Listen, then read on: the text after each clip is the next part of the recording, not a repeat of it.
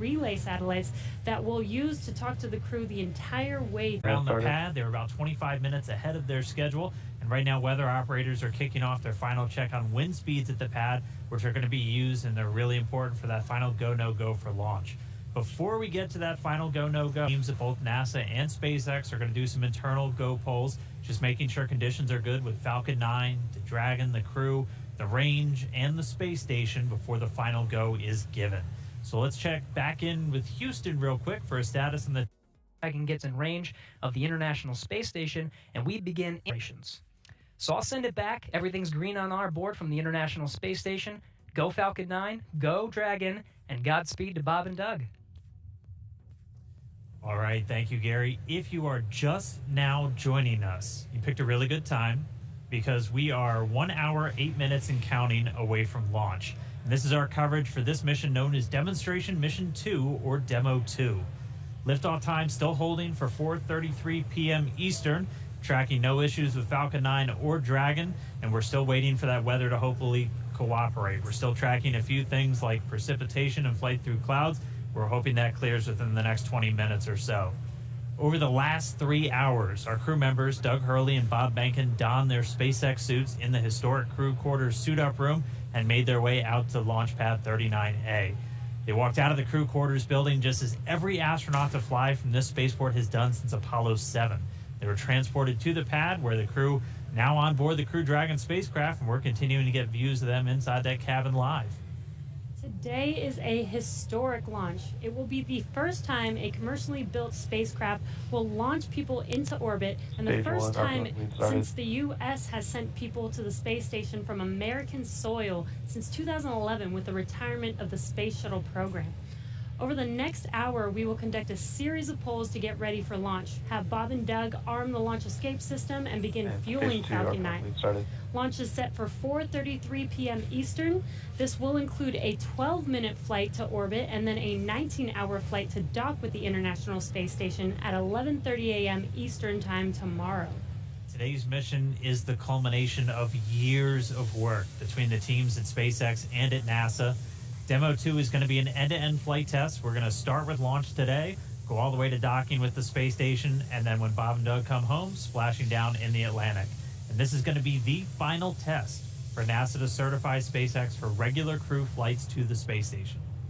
And we've been hearing a little from the crew on board Dragon, which they are currently strapped into their seats, as you can see on your right screen. They're already through their seats, or they've already been strapped into their seats, and through communications and leak checks, they're able to follow all the milestones still ahead on those displays just above them that you can see there. Go ahead. Yeah, we're gonna equalize the pressures in the common manifolds just to raise them a little bit. So we will be momentarily cycling the tank isolation valves. I just wanted to let you know for awareness. Just wanted to take a pause to listen into the nets. Okay, we appreciate that, Jay. So they'll be getting insight into all of the Dragon and Falcon 9 systems as we proceed towards launch. At T-minus 1 hour and 7 minutes, let's check in with John Insprucker for a status update on both of those vehicles. What's the update, John? Well, the good news is we've had a smooth countdown. The SpaceX team is working no technical issues on either the Falcon 9 or the Dragon spacecraft. For the Falcon 9, operators have they are actually still going to complete in a few minutes propulsion checkouts that are being done on both the first and second stages. The team will be assessing their launch readiness with a final go poll. That'll come at T-minus 45 minutes, and that'll be followed by propellant loading starting at T-minus 35 minutes. Now, earlier today, operators performed a series of checkouts of Dragon's flight systems. The spacecraft is also currently go for launch. Our NASA crew, astronauts Doug Hurley and Bob Behnken, that you can see inside the Dragon capsule on the right-hand side of the display, they are currently going through the various screens, simple checks. Their hatch is closed, suit leak checks are complete, comp checks are good. The next major event for Dragon is going to be retract of the crew access arm that you can see under up alongside the Dragon capsule. That's going to happen somewhere between 45 and 42 minutes before liftoff. Now, the big one right now is the range. Range is currently red for launch from historic pad 39A. Now, the air in the sea space is clear, and the worldwide network of ground stations, as well as the tracking and data relay satellites, they are ready to support Dragon as it heads into orbit. But the range is red for the weather. We recently did cumulus clouds, field mills, which is essentially atmosphere is energized around the launch site. We are expecting that we'll possibly clear that. We're going to hear a weather briefing at 1 hour, with the expectations may clear shortly afterwards and allow us to move into propellant loading. Also, we've been releasing balloons. What we're seeing at the upper is conditions look good for Falcon 9 with Dragon. No concerns have been expressed by the GNC guidance team right now. Now, as a reminder, today we have an instantaneous launch window at 4:33:35 Eastern Daylight Saving Time, or just past 33 minutes after the upcoming hour. So we get one chance at it today. But currently, T-minus 1 hour and 3 minutes, just passing that. Falcon 9, Dragon, are go. The range is ready to support, but now we're waiting on the weather, as we've been expecting all afternoon. Thanks, John. We've got an extensive history now of flying Falcon 9 from the Florida coast, and just last year completed a test run of the mission that we're less than an hour from beginning here today. The purpose of that mission was to demonstrate Dragon's capability to safely and reliably fly to and from the International Space Station. The success of Demo 1 was a really exciting moment, and it paved the way for today's mission, where we are just moments away, hopefully if we get that weather, from flying U.S. astronauts from U.S. soil for the first time since 2011. Dragon and Falcon 9 together have years of operational experience, or what we refer to as flight heritage. As I mentioned earlier, SpaceX has successfully completed 21 flights of Dragon to and from orbit since 2010, including 20 trips to the International Space Station. Not only have we conducted thousands of hours of testing, we've also enhanced and added a number of safety features to Dragon. Much of what was learned with the cargo Dragon was leveraged in the design of this valve vehicle. cycling is complete, expected behavior, and wanted to hear if you were able to hear those. We actually did, Jay. We were just making a comment about that. I heard some clicking, and Bob watched it on the systems display, so absolutely. Copy all. And that again right there, that's the crew talking to the core here in Hawthorne, California, who's going to be talking to them throughout their ascent uphill today. So they were just doing a quick checkout. Bob and Doug confirmed they were able to hear it. Sounds like everything's still good, so still no issues with Falcon or Dragon. Back to what we were talking through as we're describing these systems, a lot of what SpaceX did with Cargo Dragon has been leveraged into this Crew Dragon. The vehicle is designed to be fully autonomous, which means it can basically fly itself, but it also features a full manual override capability if the crew needs to take control in case of emergency. Many of the other enhancements help towards SpaceX's goal of reusability and less refurbishment time between missions. So let's take a closer look at some of these advancements. Standing at almost 27 feet tall from bottom of the trunk to top of the nose cone, Crew Dragon's composed of two main elements. We have the capsule up top, which is designed to hold the crew and any pressurized cargo, and then an unpressurized section known as the trunk on the bottom. And the nose cone at the top of the capsule protects the docking system as well as the guidance navigation control system, or what we call GNC. The nose cone opens for docking and remains attached to the Crew Dragon spacecraft, unlike the previous version of Dragon, that helps towards our reusability Dragon efforts. SpaceX, we are at T-minus 1 hour.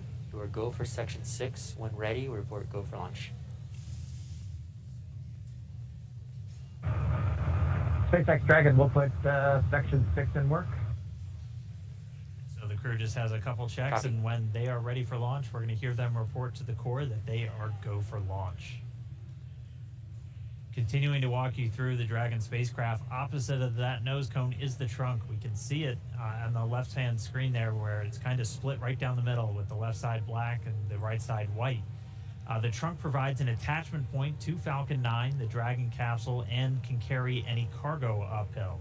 On the outside, one half of the trunk contains a radiator that rejects heat from the active system into space using SpaceX's new Pica tiling technology.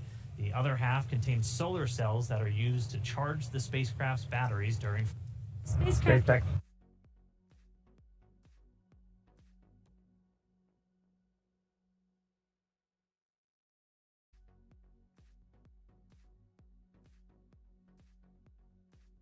6.5. You're hearing that. This is amazing, very exciting. The spacecraft is designed to accommodate up to 7 crew members with modular seats that can be removed and replaced by additional cargo. The seats are made of carbon fiber and will be custom sized for any crew members flying on board. An act that's centered between the pilot and commander seats consists of 3 touchscreen displays, and that just again allows the crew to operate the vehicle and fly it manually, but also procedures, relative position over the Earth, the space station, any alarms, alerts, anything that they could possibly want to do on Dragon is through those touchscreens. And lastly, our Super Draco launch escape system is a key safety feature of Crew Dragon, giving the crew the ability to safely escape from the time of launch all the way to orbit. That launch escape system was put into work a little bit earlier this year, again on that in-flight abort test. As we look to the future beyond this test flight, the first operational SpaceX crewed mission for NASA will be a little bit later this year after Bob and Doug come home. NASA astronauts Mike Hopkins, Victor Glover, and Shannon Walker, and Suichi Noguchi of the Japan Aerospace Exploration Agency, or JAXA, were chosen to support this mission, being called Crew 1. But today, Doug Hurley is the spacecraft commander for this mission. He previously flew on 2 space shuttle missions as the pilot on STS-127 and STS-135, which was the final space shuttle flight. Here's a closer look at Doug Hurley. Please review your launch commit criteria. Again, this is to review and confirm no violation of launch commit criteria. We are tracking one issue with weather still. And I think we'll need to track that all the way down to launch to clear that. This poll will also go for arming and launch escape system and go for propellant load. And to see on Countdown Net reporting that the technical poll was completed, all systems are proceeding. We're monitoring the weather as LD briefed. We're also looking at a watch item on a hydraulics QD rod ring. Ring pressure will come up at -8 minutes 30 seconds, and we'll be able to verify decay rate. No concerns at this time. Everything's reading nominal, but watching that item. No other constraints on Falcon 9 or ground systems.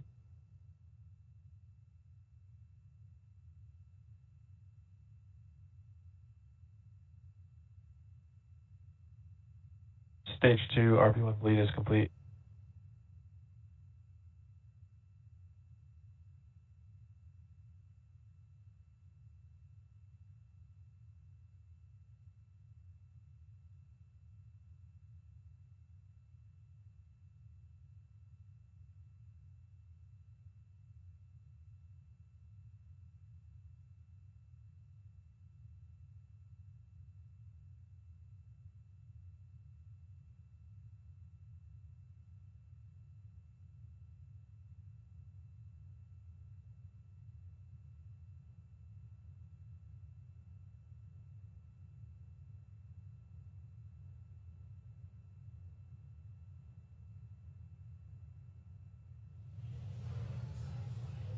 All right, we just crossed the 55-minute mark away from launch. Sitting right next to Doug Hurley, who's closest to your screen, is NASA astronaut Bob Behnken. He is the Joint Operations Commander for Demo 2, and Behnken previously flew on 2 space shuttle missions, STS-123 and STS-130, and also served a tour as Chief of the Astronaut Office. So here's a little bit more about the man who said testing out a brand new spacecraft is an astronaut's dream.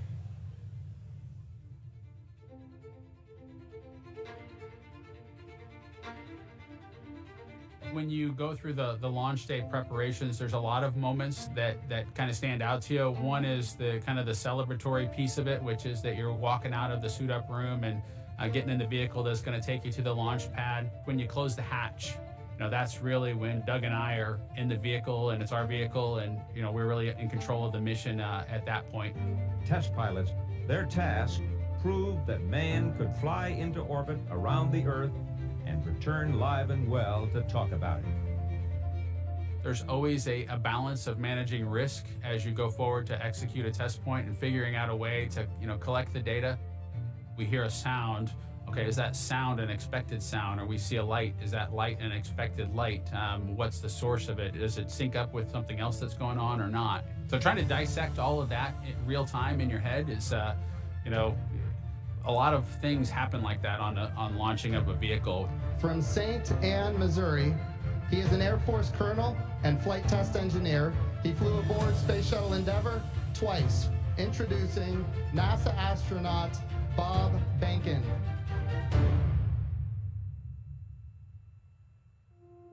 My career at NASA has kind of spanned a couple of decades at this point. I arrived with the class of 2000, went through the training program, primarily focused on the Space Shuttle and the International Space Station, learning those systems. Having launched a couple times on vehicles, the second time was definitely different than the first time. You can feel a little bit guilty of, hey, should I study one more thing? Or is there one more piece of information I should get? Am I really prepared or not? So that's definitely different between where I was on my first flight and where I'm at right now.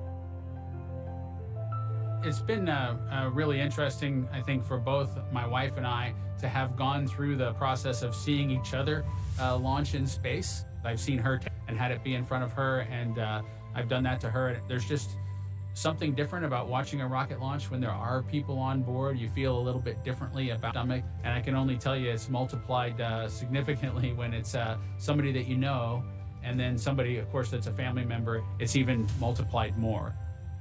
For me personally, as a spouse, watching everything that Bob has put into this over the last 5 years, the dedication that he's shown, the perseverance is pretty special. For both of us, though, the way our minds work, it won't be until sort of the mission is complete that you have really a chance to savor it and celebrate it. This is a huge accomplishment for an Air Force flight test engineer to be part of the demonstration mission of a brand new vehicle. It's going to be amazing. Without a partner that has that same appreciation, I think it can be challenging for some folks. There's a lot of work and a lot of time that takes away from family that that my spouse appreciates, and I love her for that. Really, my role on the Demo 2 mission is to make sure that we get this vehicle tested and evaluated so that we can move on to more operational missions at the International Space Station. We've got a lot of objectives on board the vehicle that we need to accomplish to really make sure that it's good to go. We'll make sure all those systems are working during the test flight so that the future missions will have them available even if they don't plan to utilize them.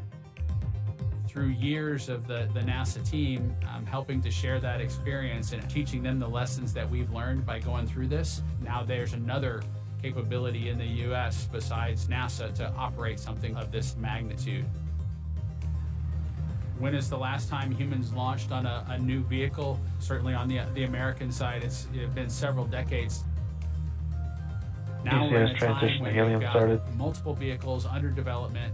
It's a great time from a space exploration time frame just to see all that happening, and it's because of this nurturing of the environment, being able to pull in a wider group of people who can contribute towards a human spaceflight. It's a super cool time. On a deeply personal level, I'm really excited that my son is going to get a chance to see me launch into space. Being an astronaut has been a little bit of an abstraction thing for him because he's seen me do it in old videos, but he hasn't seen me do it for real. And so I'm excited for him to see this launch. I want to thank the entire Commercial Crew Program team that's worked together to get to this point where we've got vehicles in the launch pad ready to head to the International Space Station.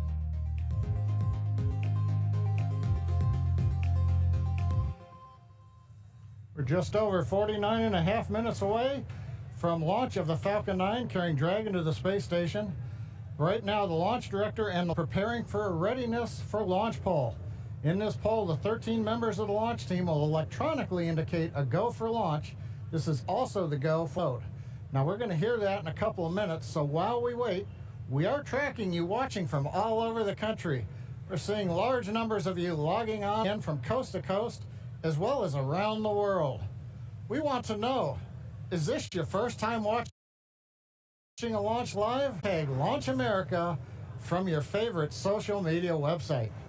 As for me, this isn't my first one. I've seen a lot, but every one is exciting. Now, coming up, we're going to go into a readiness poll, as I mentioned. Currently, right now, on other nets, the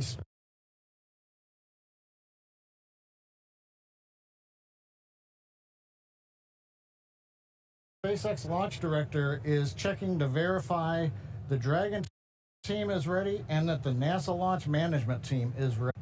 They'll come back at about T-minus 47 minutes with instructions to the SpaceX Falcon 9 team to make their then they log into the procedure. It's a little different than the old days where you would hear a go, go, go, you know, position by position, all up and down the row. Electronic age, everybody just clicks on whether they're go or no go. The launch director will then, at T-minus 45 minutes, summarize the end of the poll, will then provide instructions for the team. At the same time, we will begin getting ready for the crew access arm retraction, and we'll show you that on one of the screens that we've got up.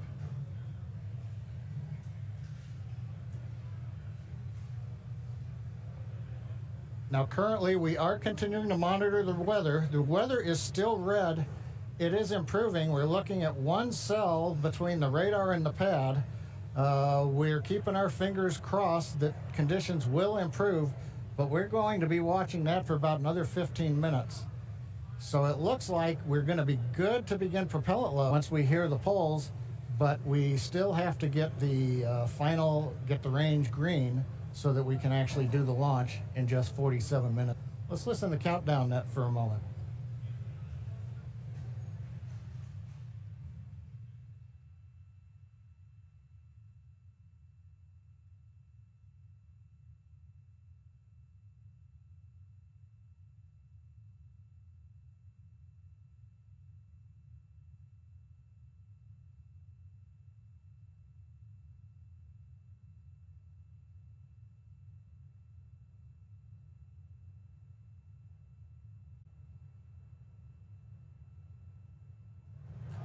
Right now, coming up on 46 minutes, 10 seconds before launch.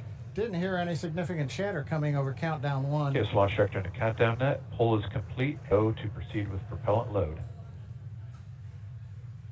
Launch control, proceed with swinging the crew arm. Arming crew arm movement, 45 minutes. Thank you, launch control. A reminder in control room, launch escape protocol. For non-urgent no-go conditions, brief CE or LD, and it will approve aborting the launch auto-sequence and proceed to launch abort. For urgent safety of the operation, operators shall call hold, hold, hold on the countdown net.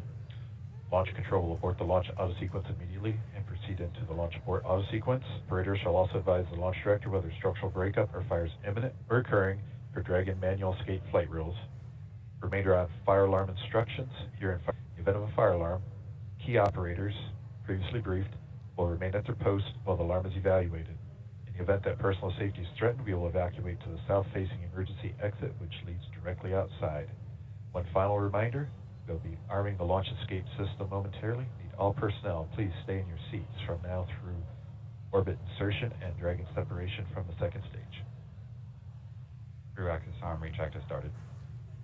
And you've heard Mike Taylor, the SpaceX launch director, give instructions to the team.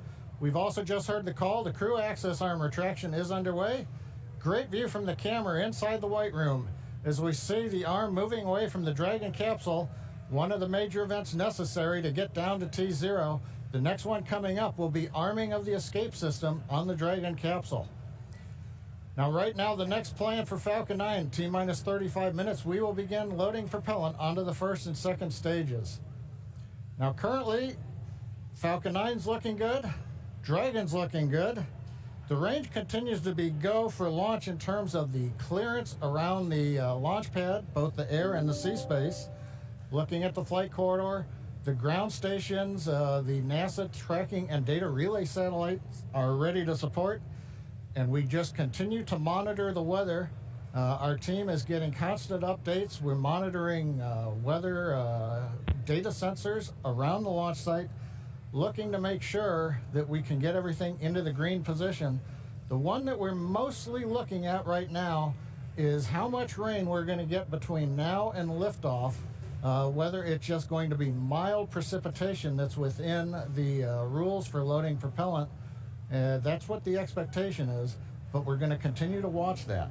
So fingers crossed, but right now coming up at T-minus 43 minutes, 18 seconds and counting, everything but the weather's go, and the weather is trending in the right direction. So we've got our fingers crossed here.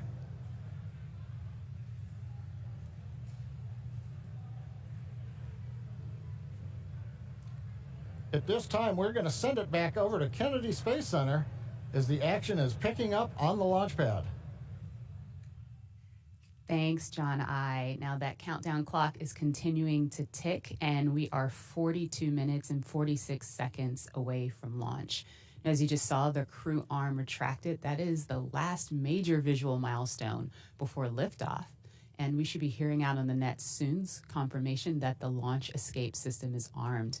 When that happens, all 8 of the Super Draco throttle valves are opened, which means that those engines can ignite. For section 7.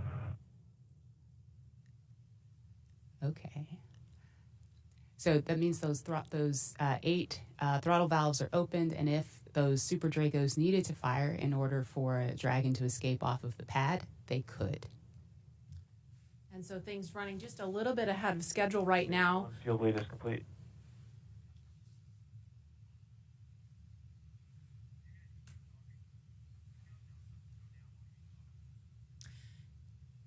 Now, we just saw the crew access arm retract just a minute ago. We saw NASA astronauts Doug Hurley. In 7.2, our visors are closed, and we're arming the launch escape system. So we just heard the astronauts confirm that they are about to arm the launch escape system. That happens just before fueling begins, which we expect to happen in just a couple of minutes. We saw Bob and Doug suit up a little over 3 hours ago. Then we watched them drive out to Launch Complex 39A. They were assisted by the SpaceX ground team with Crew Dragon ingress. That happened a little before 2 o'clock this afternoon. And then we saw the spacecraft hatch. A minute ago, we saw the crew access arm retract. We just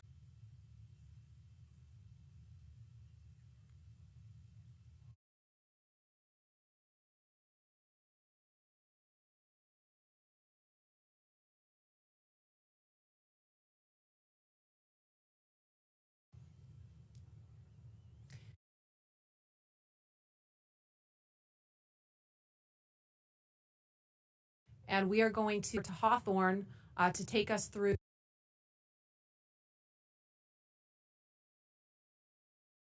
prop loading. Jesse? From the parachutes to the launch escape system, SpaceX has designed Crew Dragon to be the safest launch vehicle ever flown. And joining us today, we have SpaceX's Nick Picone, who was our mission manager for Bort's mission earlier this year and currently works on the Starlink team. Thanks for joining us, Nick. Hey, Jesse. I'm here at the Launch and Landing Recovery team, our Dragon ground operations team monitoring the launch. Awesome. Can you tell us more about the critical safety features on this Dragon?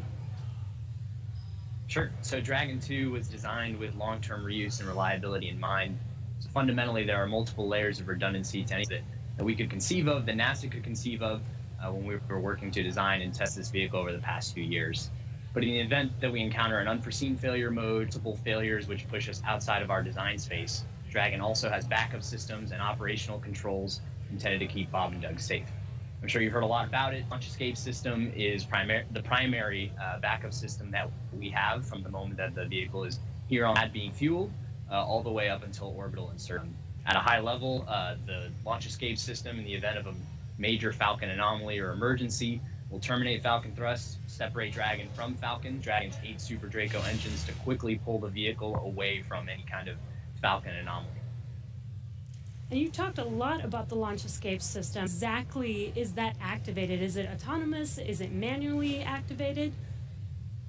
Definitely. So for this system to work as designed, you have to remember that the vehicle could be flying at hundreds or thousands of miles an hour through the lower atmosphere.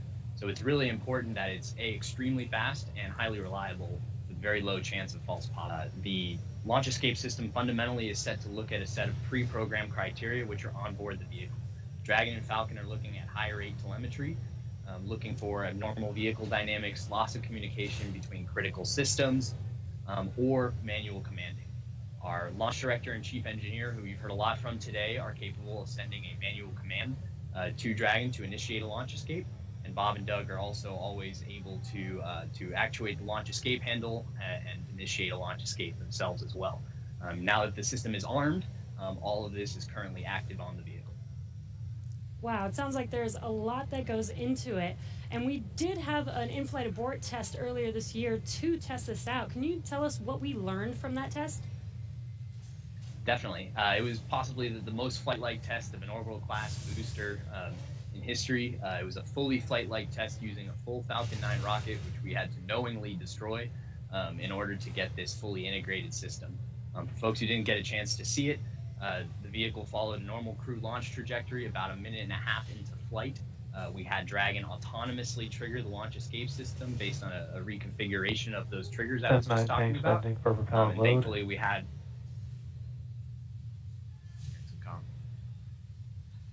we continued through flight, had a successful parachute deployment and splashdown, and we did see Falcon rather spectacularly blow up about 10 seconds after separation. It's important to recognize that all of that happens from command to actual separation of the vehicle in under half a second. Wow, yeah, that sounds amazing. Thank you so much, Nick, for joining us and talking through those details with us. Enjoy the launch today. So we're going to send it back to KSC with Lauren. Thank you, Jesse. We are about a minute and a half away from propellant load. At 5 minutes, we should hear the call out on the nets that propellant load has broken up into 4 quads, and each quad has 2 of the Super Draco engines for a total of 8 of them. And as I mentioned, they are biprop engines. They have an NTO as their oxidizer. Now, most abort systems from past space vehicles, I believe like Soyuz, Mercury, Apollo, they all had an escape tower on top where there was essentially like a mini rocket engine or a series of rocket engines on top. And if they weren't used, that escape tower would have to jettison the vehicle. If it was used, it would be used to lift the vehicle off of the rocket. Well, Dragon is a little bit different in that its escape system is actually integrated into. That's great for a couple of reasons. One less thing you have to jettison on a nominal flight. And so they're pretty dormant, just those throttle valves open unless they're used, and hopefully they never have to be. And yeah, I mean, the other thing that offers you is the ability to escape from the pad all the way to orbit. Because if you jettisoned your escape system prior to that, you couldn't. So yeah, that's little Dragon there. Again, new era, much safer design. Yeah, absolutely. Thanks for walking us through that, Lauren. Again, the launch escape system is armed. That protects Bob and Doug so that if something were to go wrong, they can shoot off of the pad away from the rocket and parachute to safety in the ocean. That is such a crucial safety capability. And so now we want to go update with John. There's going to be no go for the rest of the count. Right now, we are counting down at T-minus 32. Falcon 9 did begin propellant load at T-minus 35 minutes, right on time. The propellants we use on Falcon 9 are a fuel, which is roxene, also called RP1, refined petroleum. We use an oxidizer, and that's the super chilled liquid oxygen, or LOX as we call it. Those 2 propellants come together, but they don't light, so we need an ignition source to complete the fire triangle. For this, Falcon 9 uses a fluid called, you might see that just before first stage ignition, or maybe later in the second stage ignition. You get a green colored flame as the T-tub comes out into the oxygen. That ignites the main engines right before the rocket takes off or the second stage engine lights. Now currently in the fueling, RP1 fuel is about 10 from the first stage. That's the bottom 2/3 of the stack of the vehicle you can see on the left. The first stage is that long white cylinder at the bottom plus that called the inner stage. That's the entire first stage that we're loading with LOX and RP1 kerosene. That's the part that comes back to Earth. The second stage, 30 minutes. But if the cloud moves away, if the conditions improve, we may be able to continue the countdown for another 14 minutes. And so we're waiting to see whether or not we can continue the count. Currently we are. The range, they're ready to support with no problems in the space area. But again, the weather, that's the one that's looking bad, and we're going to continue to listen. And as a reminder, today we have an instantaneous. So at this point, if we hear a hold for any reason, we're going to have to stand down and target our backup launch opportunity on May 30th.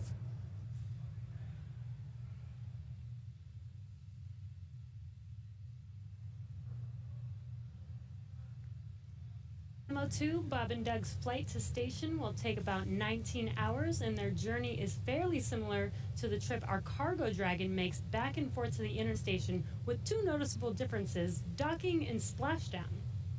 As we await T-0 in just a little over 28 minutes from now, ground operators doing those final series of system checks, making sure both Dragon and Falcon 9 are ready for liftoff, and really keeping an eye on that weather. You're just continuing to get live view of the teams. You've got Falcon 9 and Dragon on your left, and then Bob and Doug on the right as they prepare at the Cape for liftoff.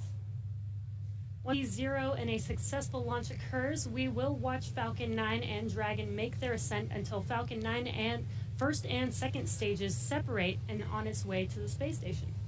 And once it gets on orbit, mission operators will prepare Dragon for on-orbit operations, where Dragon will execute a series of burns that are going to gradually raise its orbit to align more closely with the International Space Station. You're seeing some of that track in the animation on your screen right now. After doing enough of those burns, they'll put Dragon... Oh, sounds like we're going to get a weather update real quick for the crew. Go ahead, SpaceX. Yeah, we're currently just evaluating a constraint on the field mill rule, which looks at lightning energy dissipation. We expect to have an update at about T-20, and more information there on whether we would be able to continue into the prop load or scrub at that time.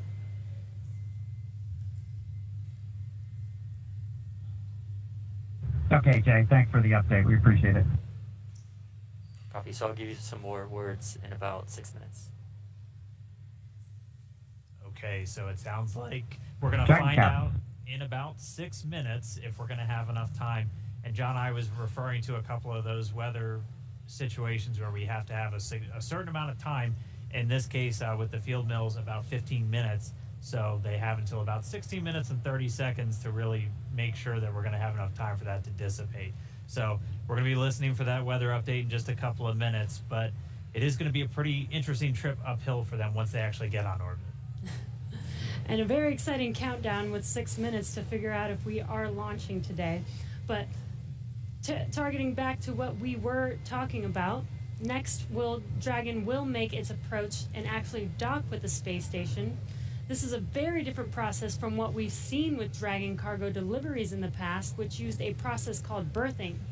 Now, berthing requires the spacecraft to approach the station and then stop so a crew member can maneuver the station's robotic arm to capture the spacecraft.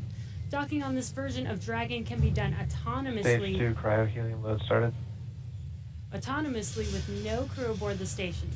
It's typically a faster process, both when arriving and leaving, but it does still require pinpoint accuracy to approach safely.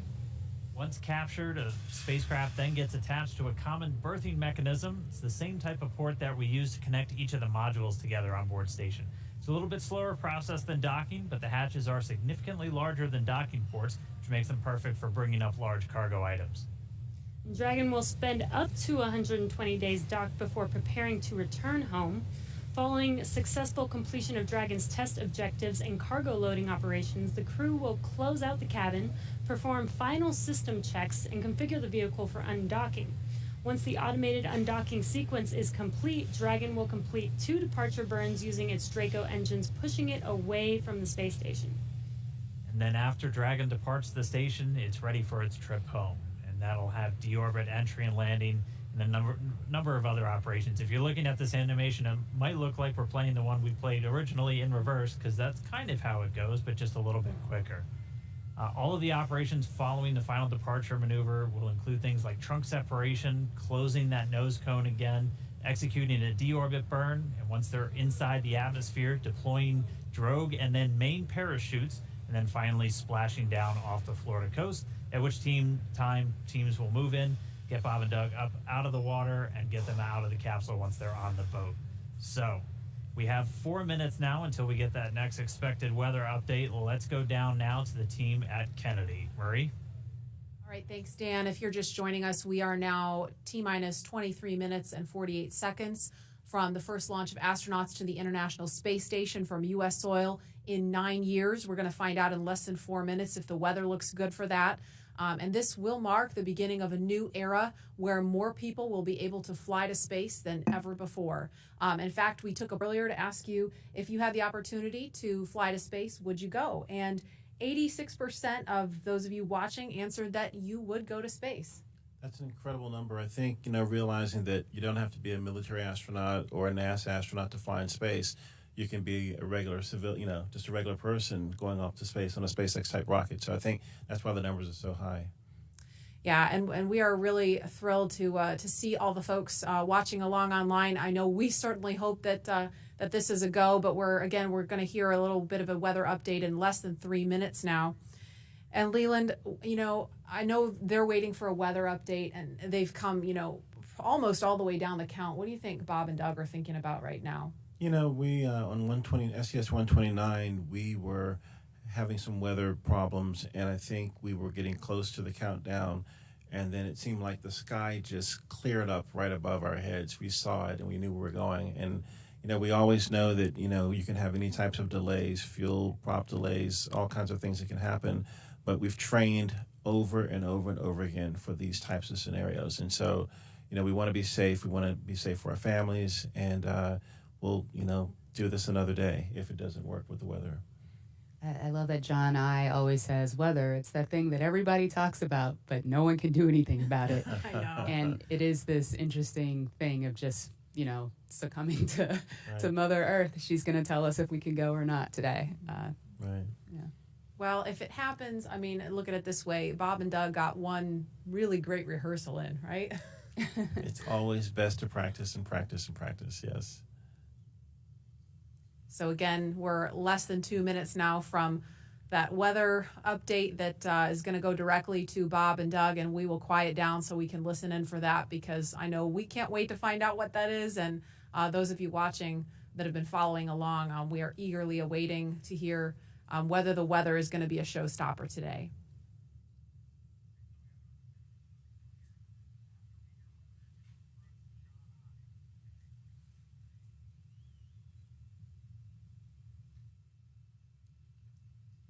These clouds can seem really deceiving at times, right? You see the blue skies peeking through and you think everything's fine, but you just don't know. That's why we have those launch weather officers. Absolutely. And I know, we've talked about it before, but it's not just the weather in Florida that they're looking at. They've got to look at weather downrange. If they were to have an abort in flight and they needed to come down somewhere in the ocean, they need to consider what the weather's like out there, because recovery teams have to go out and get them in a situation like that. So there's so many variables, and that's why not just with this flight, but with every human space flight we've had in the past, there's always a very good chance of a scrub, because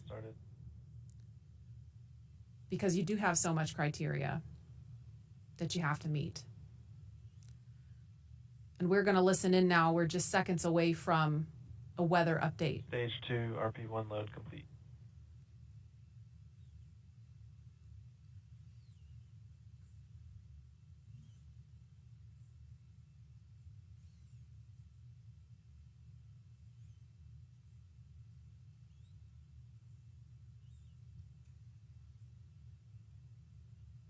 That is liquid oxygen you see venting off the rocket. That's completely normal and expected. We're standing by for a weather update. Unless you can give us another 10 minutes, I don't think we're going to get there with any of the rules today. I'm going to give you 10 minutes. I mean, another 10 minutes past T0. Oh, 1645 local, I think we'll probably be clear on all the rules, but not quite going to make it for this. Okay. We're going to check back in with you in about 2 minutes, and then I'll call it up at about T-minus 17 minutes. Okay. Yeah, there's some of them are starting to count down, but we still have one above 2,000. So if that gets below,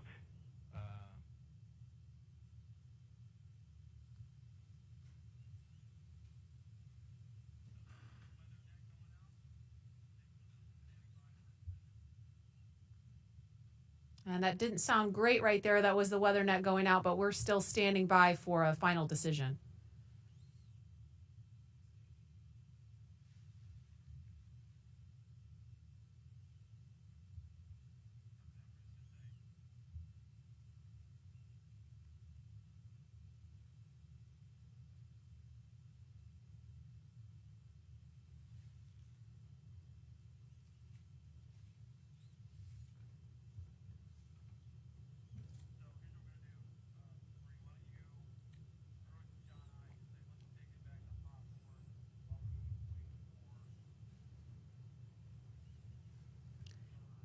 And we're going to continue to listen in for an update. But in the meantime, we're going to go over to John Innsbrucker at SpaceX headquarters in California. John? And Dragon SpaceX on weather. We're still T-minus 18 minutes and counting. LD is we are still red on weather. Expect an update from LD. We're waiting in about another minute for one final check with weather. We're going to check at T-minus 17 minutes possibly. We don't really expect that things will have improved. The weather officer was not optimistic that the weather would clear up that rapidly.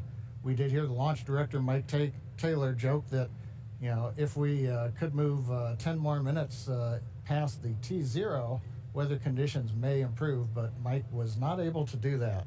We have an instantaneous window today. So at 17 minutes, we want to make that call because shortly after that, we will begin loading liquid oxygen onto the second stage.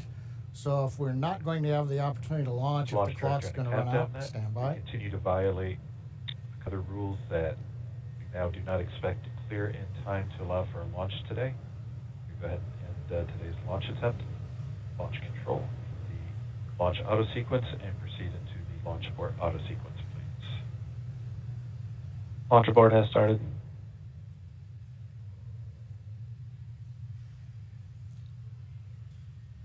And Dragon SpaceX, unfortunately, we are not going to launch today. Go for 5.100 launch scrub. 5.100. It was a good effort by the understand, and we'll meet you there. Copy all. We've heard the call from the crew. They have been informed. Launch director Mike Taylor has called a scrub for the day, and we got the feedback when the Dragon team informed Bob and Doug. They said we gave it what they understand, and we are here to try another day. So right now we did officially hold the clock. It looks like at T-minus 16 minutes, 54 seconds. The launch automatic sequence that controls the Falcon 9, the loading of propellants, the cycling of valves, that is also stopped. We now proceed into what is a normal scrub sequence for us. We practice this every launch. So now we move into safely taking the propellants, the pressurization gases back off the first and second stages. As things get into a safe configuration, then we will disarm the escape system on Dragon. And we'll bring the crew access arm back around the spacecraft. So right now, we got down to just inside 17 minutes. The hardware was working very well on both Dragon and spacecraft. We had the fuel loading going on. We had liquid oxygen loading going on, everything but the second stage. And the weather just needed a little bit more time to clear the conditions. We didn't have that time because we had an instantaneous window. And so with that, SpaceX launch director had to call upon the input from weather, Dragon, had to call a scrub for the Bye. day per the safety rules that we have for this flight. So right now the team is undergoing the post-scrub operations on both Dragon as well as Falcon 9, working with the range. No issues being reported right now as we start to go through that sequence. Everything looks good. And Dan, we had a good webcast going here until the very end. So you know, we'll look at it as now we've had another great dry rehearsal. Last Saturday we did a dry one, I should say, and today we've done a wet dress rehearsal. But sorry, we just couldn't get there, Dan. Yeah, thanks, John I. And obviously, we can't control the weather. We came right down to the wire there, hoping we could just squeeze in between those cloud systems to get a launch today, but it wasn't to be. But It doesn't mean we're done. We're going to have another attempt coming up in just 3 days. So we're going to be doing this all over again, essentially, on Saturday, on the 30th. And that launch attempt is going to be coming at 3:22 p.m. Eastern time. So a little bit earlier in the day. It's going to look like to everything that we saw today, with the crew waking up, going through suit up, making their way to the pad. So we're going to feel a lot of deja vu, I think, on Saturday. But still exciting. Safety is always first, so if weather was not there for us today, hopefully Saturday it will be there for us, and we will have a safe launch on Saturday. Yeah, the initial weather report still had us at about, I think, a 40% possibility of violation, so weather a little bit better, but we're still going to be kind of rolling the dice. It is Florida in the spring and summer, so storms are always a possibility. One of the good things, though, the vehicle appeared to be in great health throughout the day, both Dragon and Falcon 9, so we didn't have to scrub for any technical issue. We're going to continue and follow along with Bob and Doug until they're out of that. They had started loading fuel onto the Falcon 9 rocket, so they'll have to wait until all that fuel comes off. They'll disarm the launch escape system, which still stays armed because sitting on a partially loaded rocket. And then once they're able to disarm that launch escape system, the crew arm will swing back out. They'll make their way once again. They came, and then we'll be back to crew quarters for Bob and Doug for a few more days.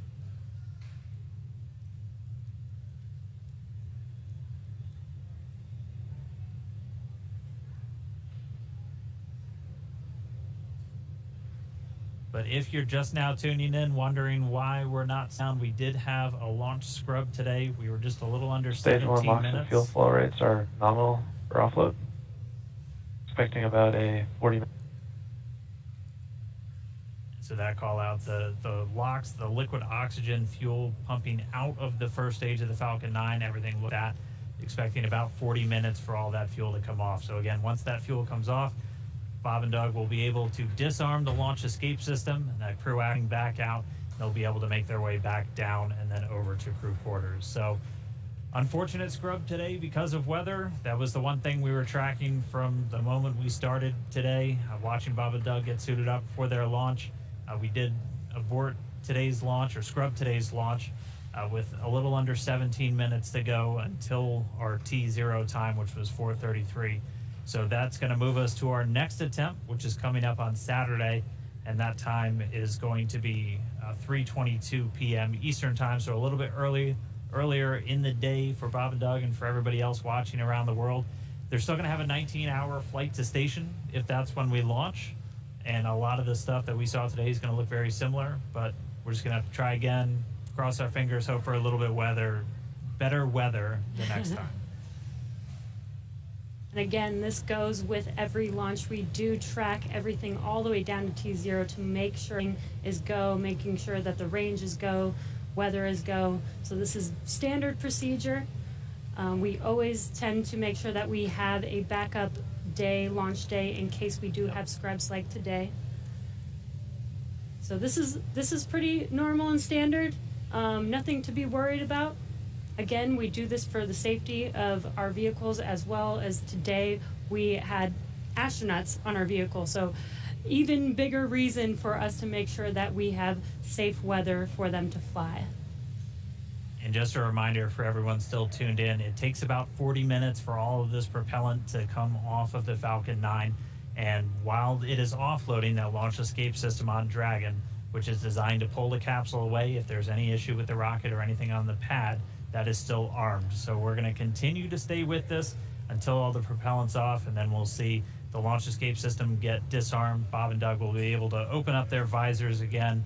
The crew access arm will swing back out and link up with Dragon, and they'll make their way off and then down the tower at the pad. But if you're just now tuning in, no launch today. We did have to scrub because of weather. We're going to be moving to our second attempt on Saturday, just a little bit earlier in the afternoon. Just going to continue to stand by as this propellant comes off. We heard a call that everything was going nominally or as expected so far. And then once all the propellant's off, we should see Bob and Doug make their way out of Dragon shortly after.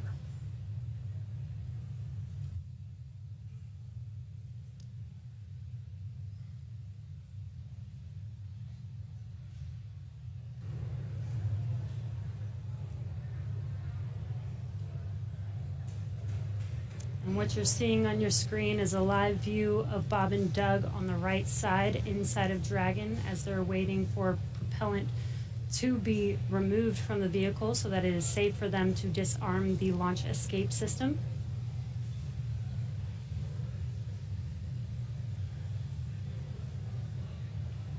And this will take a bit of time, so we are going to stay live with you to watch this as they exit the vehicle eventually and come down from standing down on launch today. Up until the point of the scrub, we had a really clean countdown. Weren't tracking any issues with Falcon 9 or the Dragon spacecraft, so always a good thing to see. We did have to scrub because of that weather. To be a little bit more specific, we were still in violation of one of the weather criterias. It was the strength of electric fields in the atmosphere that the 45th Space Wing and other weather operators are monitoring around the launch pad. And that's one of those rules where we need a certain amount of time if we're in a violation. In this Offloads are case, nominal, roughly 50% on stage 1 locks in, fuel, 85% on stage 2 fuel. so the propellant offload on Falcon 9 continuing to go well. But we needed a little bit more time if we were going to be able to clear that launch weather constraint. And since we do have an instantaneous launch window today, we weren't able to make it. So we hope for better weather coming up on Saturday, where again our next launch attempt is going to be at 3:22 p.m. Eastern time, and we'll be able to go through everything. I mean, we saw them get suited up. They had a great ride out to the pad. All of their initial checks on both the suits with pressure checks and communication checks went well. Able to get the Dragon hatch closed, the launch escape system arm, and Falcon 9 started its fueling. Just not able to make a good weather window today. And as John I said earlier, it was just another great rehearsal today. I don't think you can get enough practice doing this. So when Saturday comes, or when the day that we can actually launch the vehicle, Bob and Doug and the NASA and SpaceX team are fully prepared with just an extra rehearsal on the belt now.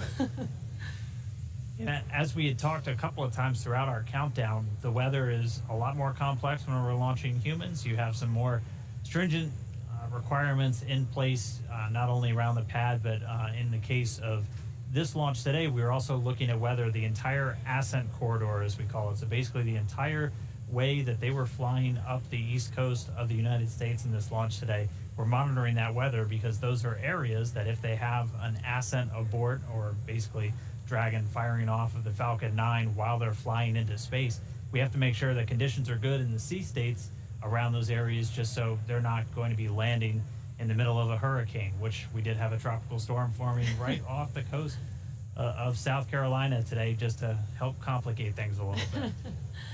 And people might be asking, if we knew the weather was going to be a little iffy today, why continue to count down? Well, that is the reason why we do all these checks all the way to count down. In Florida, the weather is, pretty sporadic. Sometimes a thunderstorm or hurricane will pass through. Within 20 minutes, it's gone, and we could have clear skies for a safe launch. So as we continued as scheduled, standard procedure again to just continue to monitor weather all the way down to the last minutes of the count, and we see what happens. So today, unfortunately, we did scrub for weather, but we will attempt again this Saturday on May 30th.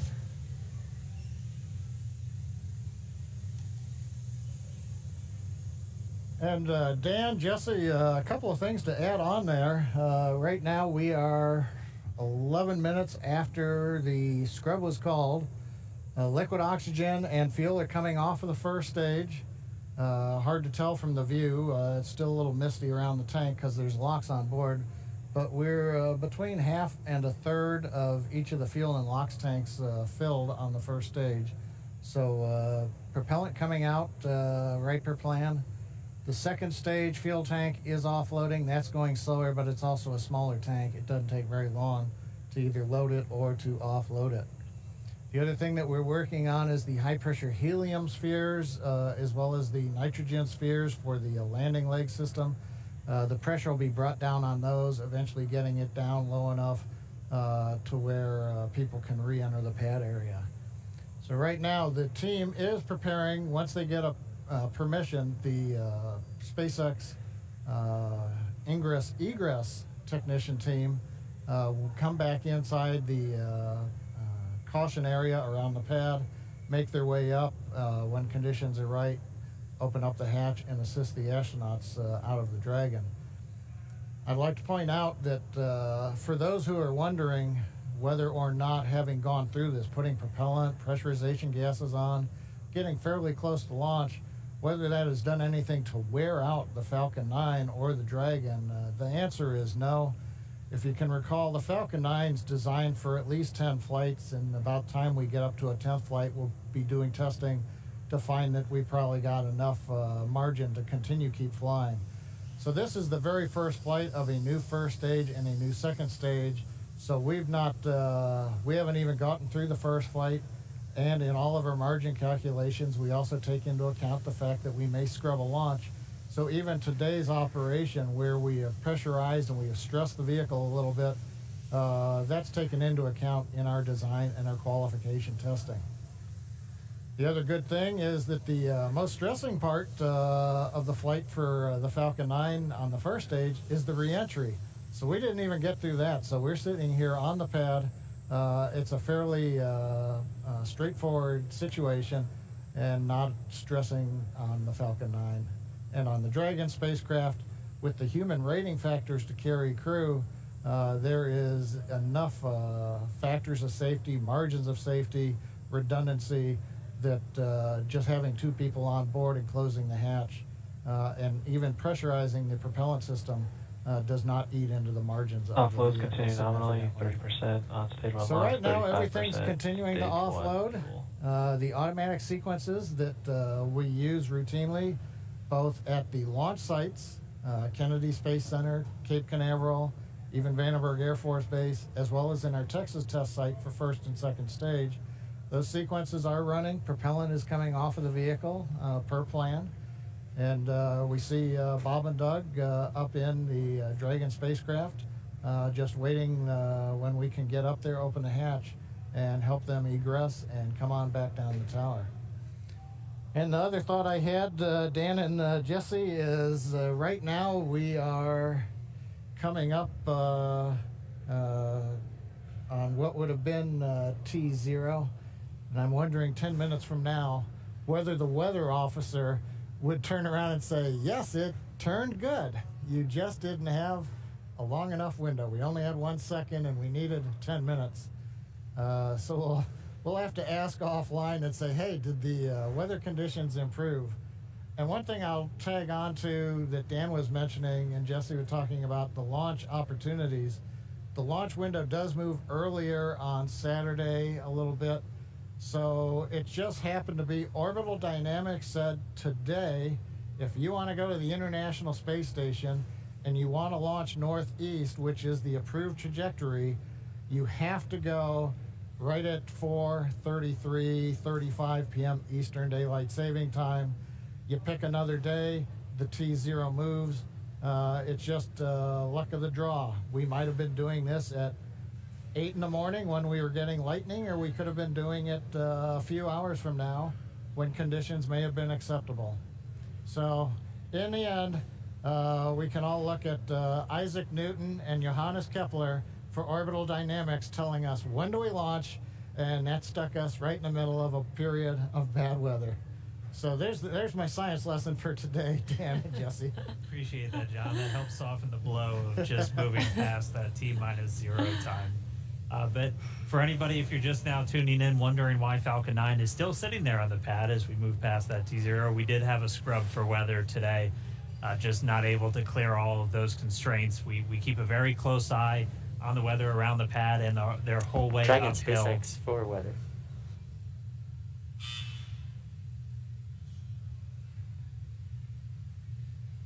Right now, Bob and Doug are still inside of Dragon, go ahead for weather. Yeah, I just wanted to give you some more words on the scrub rationale. Yeah, so we basically scrubbed due to 3 rules that we were violating. All 3 would have been expected to clear 10 minutes after our T0 time. And those 3 were natural lightning, the fuel mills, and the attached anvil.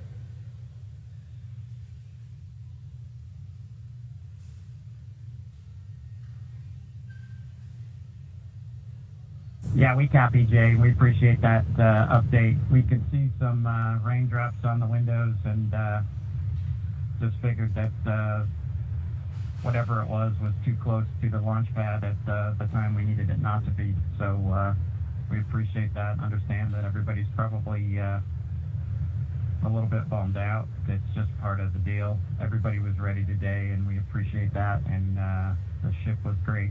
And we'll do it again, I think, on Saturday.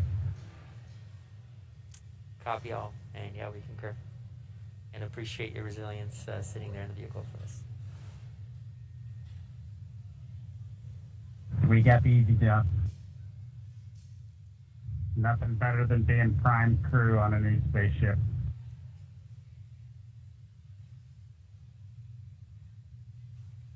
Copy that. All right, some great words from Bob and Doug. They're feeling good inside Dragon. They'll be ready to go when we make our next attempt on Saturday. Right now, we're just still waiting for all of the fuel to come off the Falcon 9 rocket. After Stage 1 that, LOX and fuel roughly 20%, and stage 2 fuel 36%.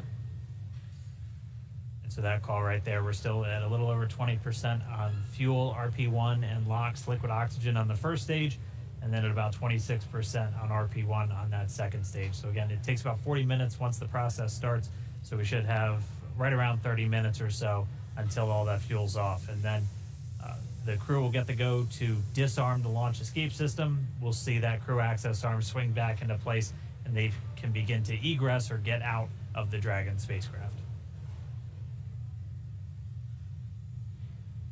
And you heard it live, that weather update of what we violated. We were just 10 minutes off, unfortunately, but again, today was an instantaneous launch. And as John explained, it's due to the orbital mechanics and making sure that at the time we launch, it will allow us to get to the space station on time and accurately. So you can see on your right screen, Bob and Doug are patiently waiting. They do still have their visors on and still strapped into their seats. The launch escape system is still armed right now as we are offloading fuel, and will not disarm until prop offload is complete. And this is just to ensure the safety of Bob and Doug and make sure that they can egress safely from the rocket.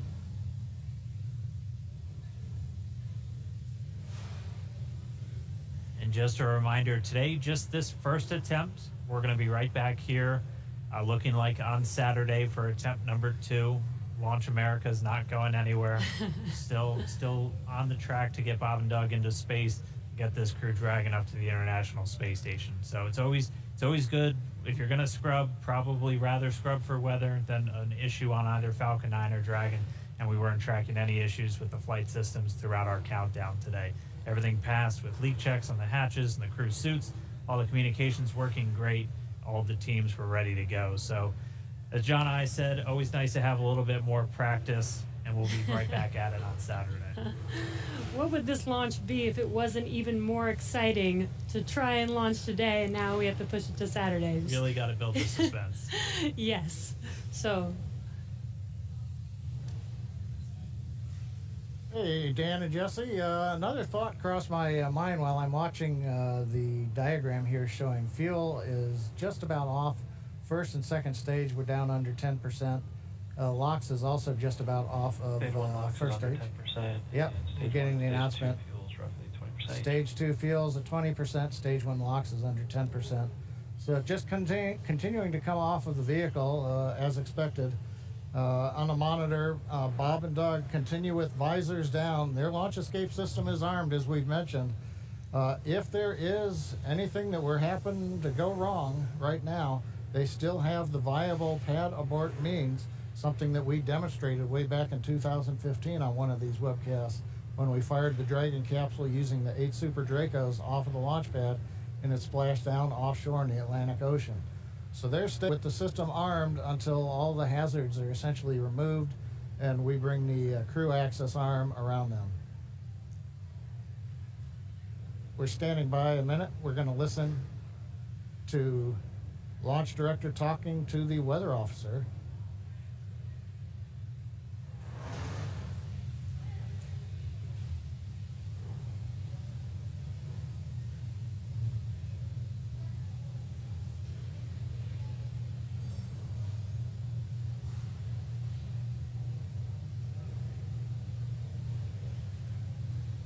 If you're just now tuning in, we did not launch today. We did have a scrub because of weather, but as we were saying, we are looking forward to trying this again on Saturday. Our launch time on Saturday will be another instantaneous window, so we'll have to have the weather cooperate again. And that launch time will be at 3:22 p.m. Eastern. I think our last weather update put us at about 40% probability of violation. John, I can check me real quick. Yeah, Dan, what I saw coming out of the Air Force was 40% probability of violation, I believe. It's always tough because they report in terms of violation, and the optimists have to subtract that from 100% to go, hey, 60% chance, I'll plan my picnic. We were listening, the SpaceX launch director, Mike Taylor, was talking to the launch weather officer asking about the 3 criteria that scrubbed us today. It sounds like in another minute or two, the lightning and the attached anvil cloud rules will clear. The field mill rule, charge in the atmosphere, is still bouncing around, and so, hey, we may need several more minutes before that one would clear. So we'd need even longer than 10 minutes in the window today, it looks like, for all the rules to clear. That brings up what I wanted to mention a little while ago. I got lost listening to the weather brief. But there are a lot of folks that are going, why an instantaneous launch window for Falcon 9 and Dragon? Now, typically when we go to the space station, when we do the mission planning, it's an instantaneous window. There may be enough performance in the rocket to launch somewhere in a 5-minute period, but you've got to pick a time in there. But in the case of Falcon 9, once we start propellant load at T-minus 35 minutes, it doesn't matter so much if you can move 5 or 10 minutes left or right, because the whole sequence is scripted. We do the flight analysis assuming that the temperatures of the propellants are below a certain amount so that we know how much performance is available to the rocket, how much margin we're going to have. So essentially, if you start the countdown, 4 hours, 8 hours out like we were doing today, and you have a very short window, once you get into propellant loading at T-minus 35 minutes, you have to go as soon as you get to 0. We don't have the ability to stop the countdown, wait 5 minutes. Now all of a sudden the liquid oxygen starts warming up from 340 degrees below 0 in the ground system, and that changes how much performance you get carrying into orbit. I want to cut into those margins. Now, if we had had something like a 4-hour window, which some communication satellites have, we could actually get down to almost 0, hold the count, detank the Falcon 9, wait a while, it takes us about an hour and a half, reload a whole new batch of cold liquid oxygen and fuel from the big storage tank that we've got there at Pad 39A, and try to launch again. But in that case, you have to be able to launch, about an hour and a half or so later after you scrub. And in the case of the International Space Station, an hour and a half from now, it's nowhere near where we need to be to get to orbit with the performance of the Falcon 9 and the Dragon. So today, it's a combination. We start the day with a 1-second window. Yeah, just informing you, but once we 35 minutes, it becomes an instantaneous window for the Falcon 9, regardless of what the customer may be able to give us. So there's a little explanation for folks who are wondering why we have such a tight window. Right now, it looks like we are bringing the last bits of fuel off of the stage, and liquid oxygen is just about off of the stage. So things are clocking right along per the 40-minute timeline. Everything looks good, and we'll wait to hear that we're clear, and then when we get the call for Bob and Doug, we'll go up there and open the hatch. Thank you for the science lesson, John I. Hey, no charge. Much appreciated. We did hear a quick call to the crew there. We should be just under 10 minutes away from prop offload completing. It looks like we're just tracking Stage 2 the fuel RP1 offload is complete. And there we have the confirmation. Offload's complete, and we should have now just the RP1, so that densified propellant, or the RP1 is kerosene. We should be under 10%, a little under 10 minutes until that's off. And then we'll step through those events we were discussing, where they'll be able to disarm the launch escapes, get the arm back out there, and Bob and Doug can begin to exit the Dragon spacecraft.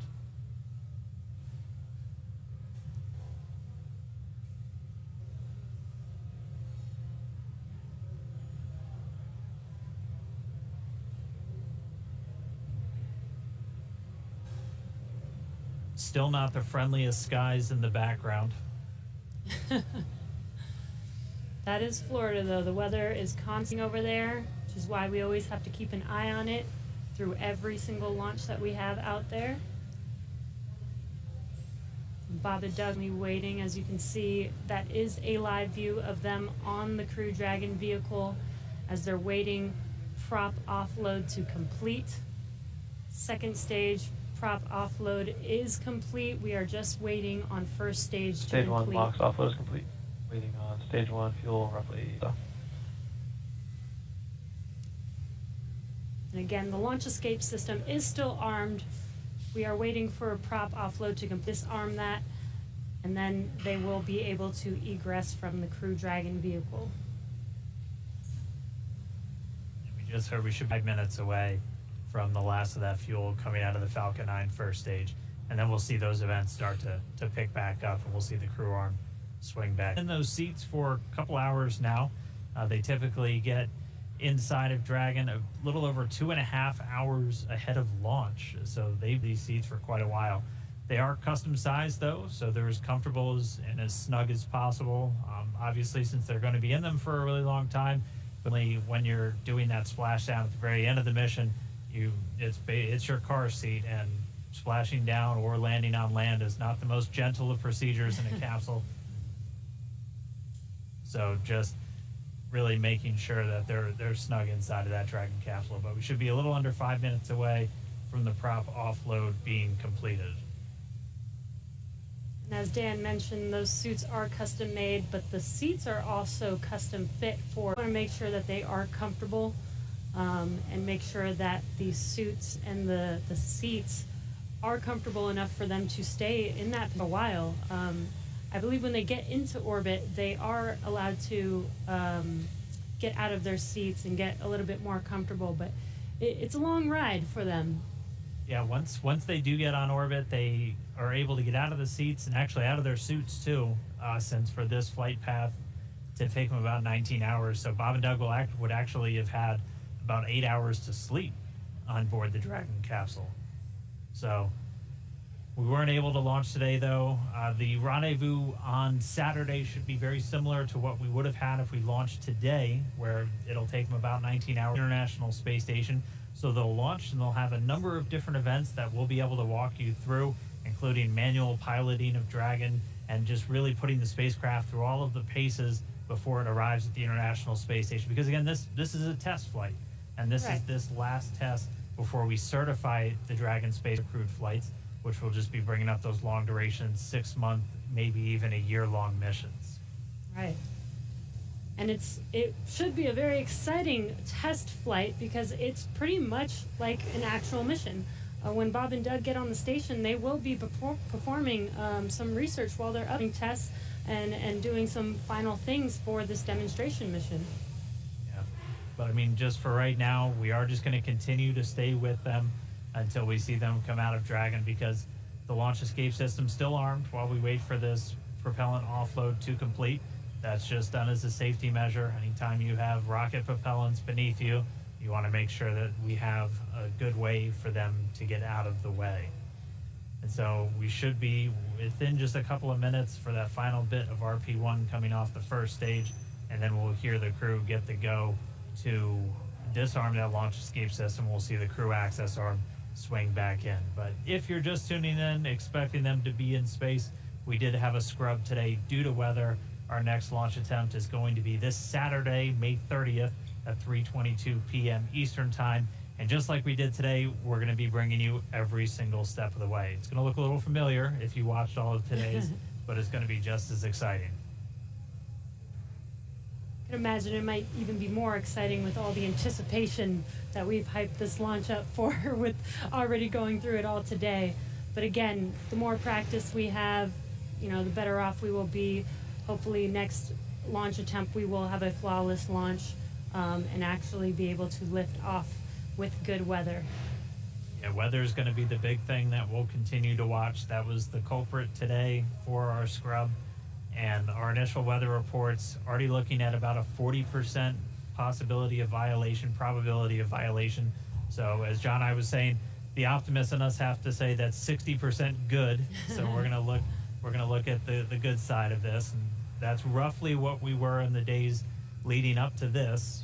We won't have a rogue tropical storm forming off of South Carolina on us on Saturday, but Florida weather will always be dynamic, so we'll just continue to track and hopefully get a good chance hit that window on Saturday.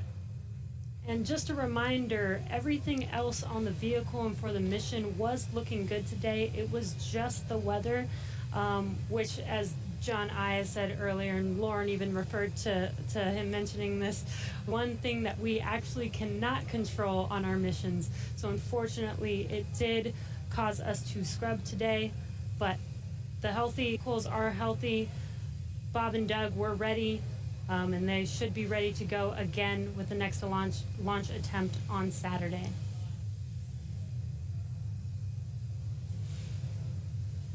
Just looking at our data, it looks like that RP1 is just about all, so we'll just kind of stand by for a few more moments. Hopefully we get that call soon, John I. Yeah, I was going to hear the call that the last percentage of fuel is off. I was going to comment on Jesse's discussion about it was just the weather. I think during this countdown, there were more words said about the weather than everything else. Uh-huh. I'm listening right now to a weather discussion in the background. And again, for people wondering if we knew that we did have bad weather, you know, even from this morning. Again, we do monitor this all the way down to the final minutes of the countdown. And with Florida weather being pretty sporadic, sometimes we have even hurricanes coming through or bad weather coming through and passing 20 minutes later and having good weather for a launch. So this is why we continued to attempt to launch today, but unfortunately 4T0 today, weather was not on our side. Jesse, this is John again. I dropped off to listen to a weather discussion. They were just giving the times. The lightning rule could have gone without a lightning concern. The attached anvil rule cleared, but the field mill rule is expected to clear it's after the hour. So that's another 4.5 minutes from now. So we were close, but we needed about 25 later launch time. It does remind me, at risk of offending some people, but it says it's better to be on the ground wishing you were flying than flying wishing you were on the ground. Please, safety first, always, and making sure that when Bob and Doug do fly, they are flying safely and as planned. Standard procedure for us to make sure that they do have a safe flight to the International Space Station. All right, well, for now, we're just continuing to stand by, expecting the call that all of that prop has now been offloaded from Falcon 9. All right, thanks to nominal TPC set points for Coringas.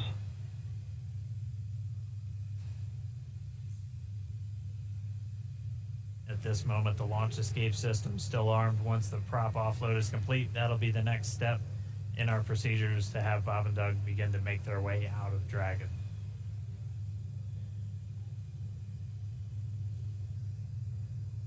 LD, countdown 1. LD. We have the prompt here for nominal crew egress. Okay, so we're ready for launch escape system disarm. As affirmed, ready for launch escape disarm. MD copies. You guys are ready? We'll. Yeah, launch team's ready. Go ahead and advise the crew. Hey, Dragon SpaceX, you copied that discussion. So with that, you are go for disarming launch escape system per section 2 of 5.100. We'll put that in work. Section 2, disarming the launch escape system. All right, that was the call we were waiting for, propelling off of Falcon 9. So Doug Hurley, Bob Ankin now going to disarm the launch escape system on Dragon. And once that's disarmed, those 8 Super Draco engines will be out of the mix. SpaceX Dragon launch escape system has been disarmed into Alpha Decimal 3. Copy that. We concur. And showing then confirmed the launch escape system has been disarmed. And Dragon SpaceX, with that confirmation, you are go to open your visors and proceed to Section 3. Okay, we'll open the visors and go to Section 3.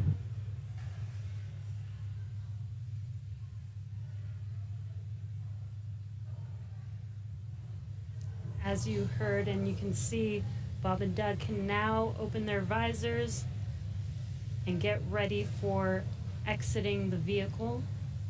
Again, they kept their visors on while the launch escape system was armed, while prop offloading was continuing, and that is just to make sure that they are safe. Now that there's no more propellant on any of the vehicles, they are safe to have disarmed the launch escape system and now are getting ready for that crew arm to swing back, the hatch to open, and for them to egress. SpaceX Dragon with an update. We're holding in 3.4 and we're ready for seat rotation when you are. Copy that. We'll wait for the closeout team to open the hatch and verify clearance, and then we can execute seat rotation. Check cap.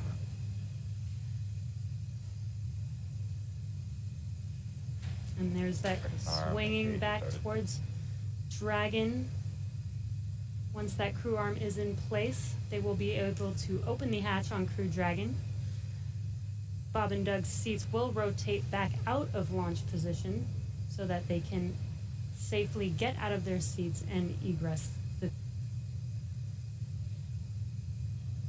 And we heard they'll have what they call nominal egress, so just the normal procedures for getting them out of the capsule. That means the same closeout team that was there to get them in will be able to assist as they come out. They'll arrive and get that hatch open, and then they proceeded through all of the suit up and the trip to the pad at Dragon, where they've been for about the last 3 hours at this point. We were on track for an on-time liftoff right at 4:33 p.m. Eastern Time, but a little under 17 minutes before launch due to weather. So for now, we've offloaded all of the propellant off of Falcon 9. The launch escape system has been disarmed. This arm is back right up next to Dragon, as you can see in that view on the left. Pretty soon we'll see the teams arrive to get the hatch open, get Bob and Doug out, and they'll make their way to quarters and their quarantine. It is important to note that throughout the entire process of them getting into Dragon, suiting up all of those different steps, in that same quarantine that they've been in since for about 2 weeks now, and that is specifically for events like today, to scrub and just go to another day. So we don't want to break that quarantine once we're putting them into that launch vehicle, and that's a standard quarantine that we have members flying to the International Space Station. The current COVID-19 pandemic obviously puts a little bit of extra pressure and a little bit of an extra spotlight on it, but they're following a lot of the same procedures that we have in place just to keep crew members healthy before they go and spend several months in space in an enclosed environment of other people. Right, and it's a little bit more difficult to get them help on the space station, right? So we want to make sure that when they get up to the space station, that they are fully healthy. So this, again, is standard procedure, not just because of this pandemic that's going on. This is a standard procedure to quarantine prior to heading to the station. And as Dan mentioned, this is a standard exit the vehicle as well. We did scrub today.